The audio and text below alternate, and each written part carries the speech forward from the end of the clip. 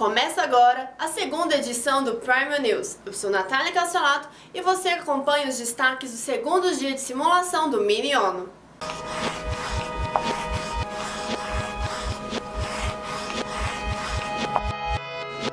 O nosso repórter Eduardo Poças traz notícias do Comitê FOCAC 2006. Acompanhe comigo. FOCAC 2006 começou com dificuldades para atingir os objetivos práticos em resoluções. As delegações do Egito e da Tunísia encontraram-se em um impasse. Em certo momento, o delegado do Egito afirmou que a Tunísia estava tomando decisões bilaterais. Segundo ele, os tunisianos não visavam grandes investimentos em saneamento básico. Estou com o delegado do Egito. Senhor delegado, na discussão, o senhor afirmou que a Tunísia está visando o lado pessoal e não diplomático. O senhor concorda? Concordo, eram feitos grandes investimentos propostos por eles, mas apenas para a sua delegação, apenas para a Tunísia. Enquanto nós somos 46 delegações africanas que todas sofrem com o male do saneamento básico, da infraestrutura, e eles queriam dar uma mixaria para as outras delegações, enquanto ele faria um investimento de 4 bilhões de dólares só em sua nação. Tome nota agora, por favor. Então, o que aconteceu foi que ele fez um acordo bilateral na FOCAC, que é um comitê multilateral, e nesse acordo ele propôs que a China desse 4 bilhões para ele, para o seu saneamento básico apenas da Tunísia. Então, meu colega de representação, Vinícius, ele afirmou que ele se pondo como uma pessoa egoísta que visava apenas o ganho de sua própria nação, enquanto o comitê é um comitê de cooperação que todos deveriam ganhar.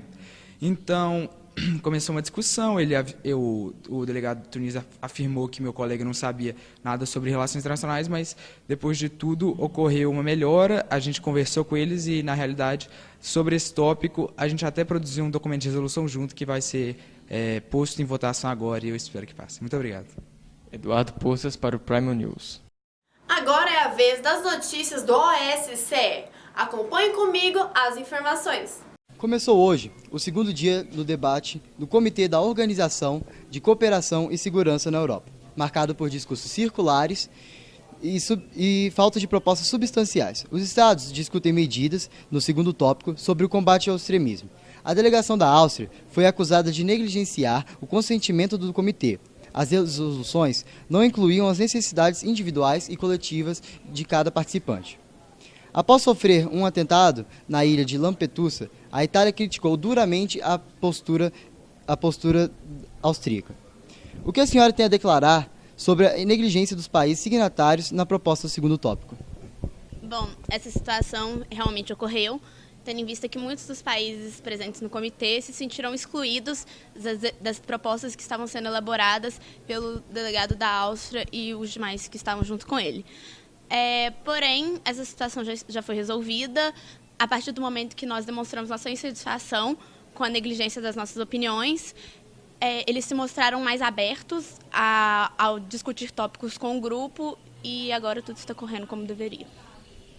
Em depoimento, o delegado da Áustria afirmou que não se trata de uma proposta de resolução finalizada. O delegado ressaltou ainda que sempre esteve aberto para o diálogo. Paulo Otávio para a cobertura do Prime News. Após o término da Segunda Guerra Mundial, o Comitê CENOI discutiu a criação da ONU. A nossa repórter Isadora Pires estava lá e traz as notícias.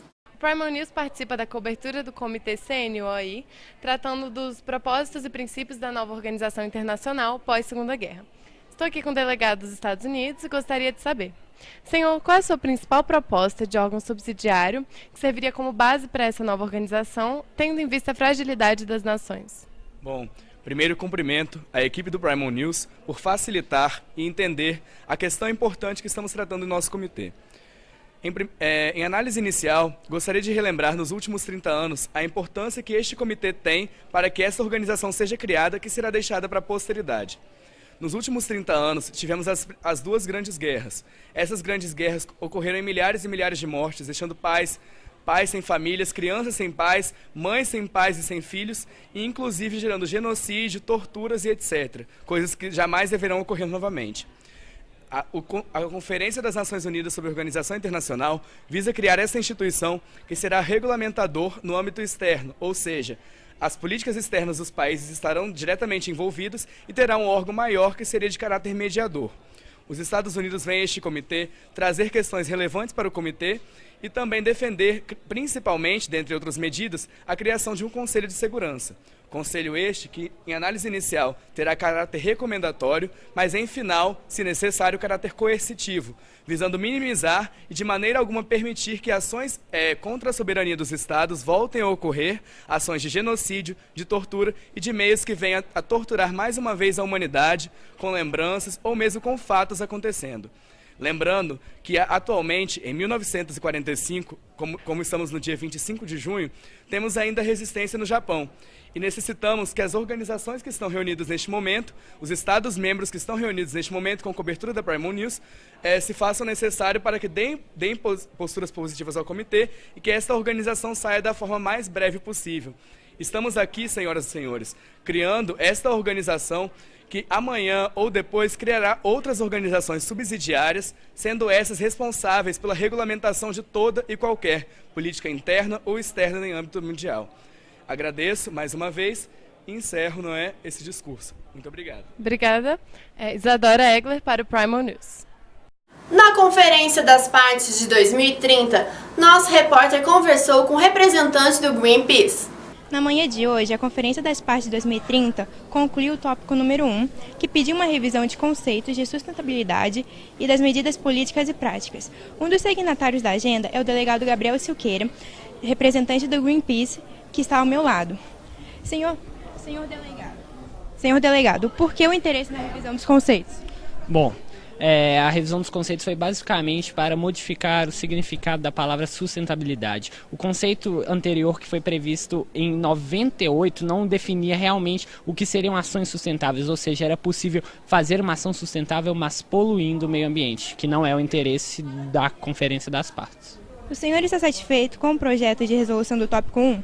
Bom, realmente estou muito satisfeito com o tópico 1, como ele foi, uma vez que nós não permitimos que passasse o uso do petróleo, como vem sendo utilizado já há tantos anos, e também não permitimos que a energia nuclear, que apesar de limpa, pode ser muito degradante ao meio ambiente caso não tenha a segurança necessária, essas energias não passaram. Dessa forma, nós ficamos apenas com energias puramente limpas e sustentáveis, como energia geotérmica, energia solar e eólica.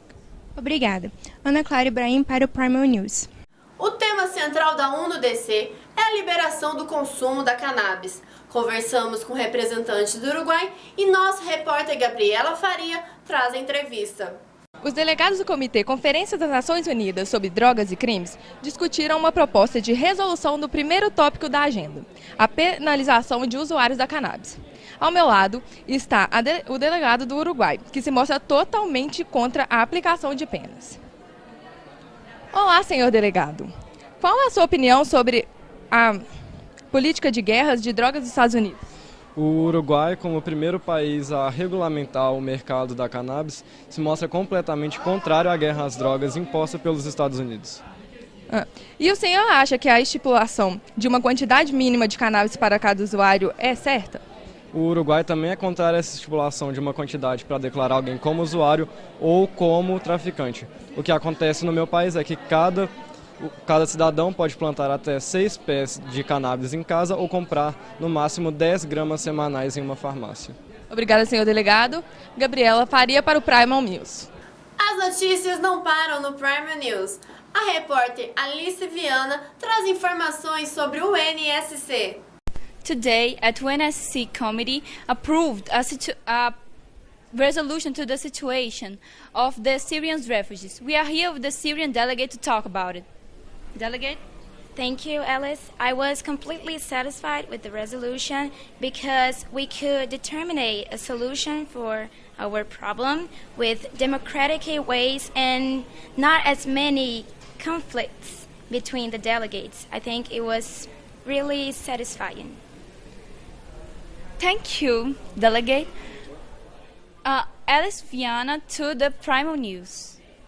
Quem compartilha informações conosco agora é Carla Vieira, direto do CSNU. Os rumos dos debates na CSNU mudaram radicalmente com o pronunciamento de Bernard Kouchner, fundador da Organização Médicos Sem Fronteiras.